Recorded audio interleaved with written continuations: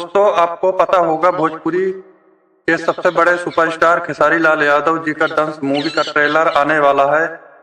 इसी मूवी के बारे में और इसी दंश के बारे में अपडेट देने वाले हैं, तो वीडियो के अंत तक बने रहें ताकि ऐसी खबर मिलती रहे। चलिए आपको बता दूं, भोजपुरी के सबसे बड़े सुपरस्टार खेसारी लाल यादव जी की दंश मूवी का ट्रेलर का रिलीजिंग डेट आ चुका है। इसी जो कि धीरज ठाकुर इस मूवी के डायरेक्टर है।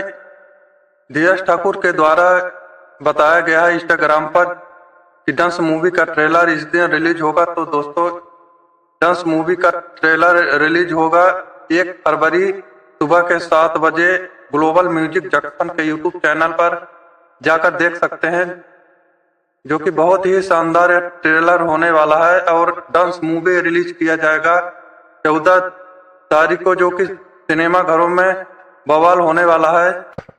आप लोग तैयार रहेंगे। ग्लोबल म्यूजिक जंक्शन पर 1 फरवरी को रिलीज किया जाएगा दंश मूवी का ट्रेलर, जो कि बहुत ही बवाल भोजपुरी दर्शकों को पसंद आने वाला है।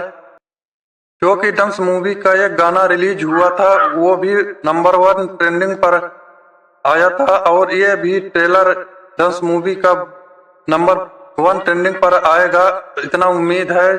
जो कि भोजपुरी दर्शकों को दंश मूवी बहुत ही पसंद आ रही है।